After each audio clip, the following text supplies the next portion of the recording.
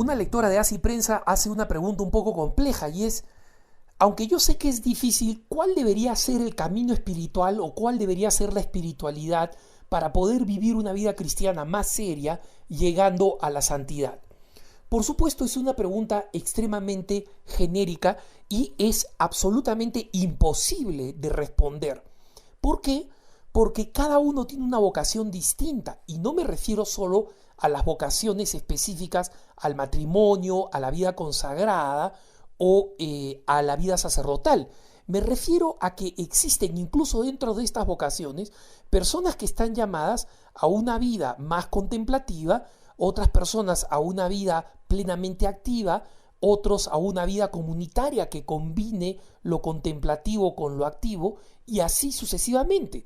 Distintas formas de apreciar y de involucrarse con la vida cristiana.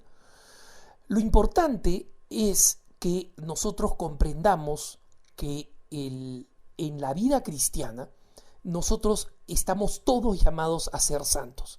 Eso es lo primero que hay que comprender. Y por eso aprecio mucho la pregunta de esta lectora de Así Prensa, porque efectivamente todos estamos llamados a la santidad. No existen cristianos de segunda clase. Hay algunos que dicen, no, yo no tengo pasta para santo. Todo aquel que ha nacido, todo aquel que ha sido creado por Dios, todo aquel que ha recibido el sacramento del bautismo con la huella indeleble que marca en nuestra existencia, ha nacido para ser santo. No creas que tú no eres suficiente materia para ser santo. En el fondo, aquel que dice, yo no nací o no tengo pasta para santo, cree que está siendo humilde cuando en realidad está cayendo en una soberbia espantosa, porque es como si dijera, ¿sabes qué? Yo soy tan malo y tan mediocre que ni Dios tiene el poder para transformarme.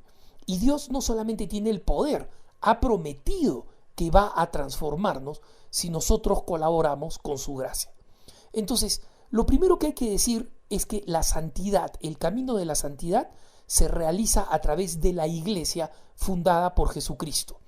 Creer que uno puede desarrollar una espiritualidad independiente, a mi gusto, a mi propia forma de ser, que en realidad no tiene en cuenta las enseñanzas de la iglesia porque yo soy así, yo soy diferente, no solamente es un camino soberbio, sino que es un camino ridículo y suicida, peligroso, porque en última instancia no nos permite llegar por recorrer el verdadero camino de la santidad.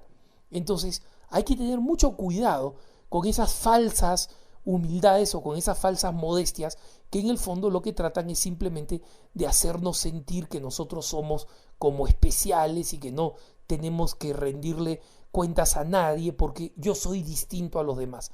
Todos somos distintos y por eso el Señor llama absolutamente a distintas vocaciones. Pero nadie es tan distinto que no sea capaz de ser salvado por el camino establecido por Jesucristo. Eso es fundamental. Si nosotros no caminamos por ese sendero, por el sendero de la iglesia, entonces no vamos a caminar por el camino de la santidad. ¿Por qué digo esto? Porque los primeros medios que el Señor nos pone son los que están a nuestro alcance, los sacramentos de la Santa Madre Iglesia. El que quiere ser santo tiene que comenzar por ahí. El que quiere seguir una vida cristiana seria tiene que comenzar por frecuentar los sacramentos. Una vez que frecuentamos los sacramentos, la Iglesia nos da también una práctica que, aunque es solamente obligatoria para los sacerdotes, igual es recomendada para muchos laicos. Y yo conozco muchísimos laicos que la practican sin que esto sea una obligación y lo hacen con enorme fruto espiritual. Me refiero específicamente a la liturgia de las horas, esa oración universal de la Iglesia que se encuentra en librerías religiosas, que hay versiones resumidas y más económicas para no tener todos los libros de la liturgia de las horas, y que, como digo, muchísimos laicos que conozco las rezan con enorme beneficio espiritual. Otro criterio importante es el de la espiritualidad de lo cotidiano. Hay personas que están llamadas a distintas espiritualidades, contemplativas, semicontemplativas, caminos espirituales de distintos movimientos, de distintas familias religiosas, terciarios de congregaciones como pueden ser dominicos, franciscanos o cualquier otro. Pero lo importante es comprender que es raro que alguien sea llamado a un camino espiritual completamente solitario.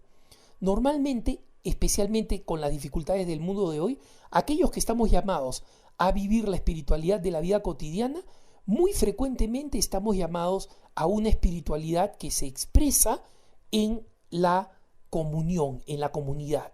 Y muchas veces creo que no discernimos lo suficiente para descubrir cuál es esa comunidad, ese camino o esa familia espiritual a la cual nos llama Dios. Y dentro de esa familia espiritual, el problema de los medios para una vida espiritual se resuelven fácilmente, porque el Señor ha dotado a las distintas comunidades, órdenes religiosas, congregaciones o movimientos apostólicos o carismas espirituales con los dones precisamente de caminos espirituales específicos. Lo importante es comprender que esos caminos espirituales específicos existen, que a través de esos caminos espirituales nosotros estamos llamados, y finalmente comprender que si es que esos caminos espirituales no se manifiestan a través de la máxima prueba del amor, que es la caridad, entonces ciertamente nosotros no estamos poniendo por obra las enseñanzas del Señor. Cuando una obra cristiana no se convierte en una transformación espiritual, entonces nosotros no estamos siguiendo un camino espiritual.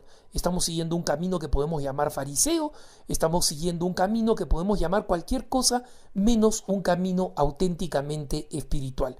Y es fundamental que como católicos comprendamos que es precisamente a través de ese camino espiritual como nosotros nos vamos santificando y llegando a la santidad. El camino espiritual que implique la conversión de vida, una conversión que se manifieste en el valor indiscutible del amor. Que tengas un buen día.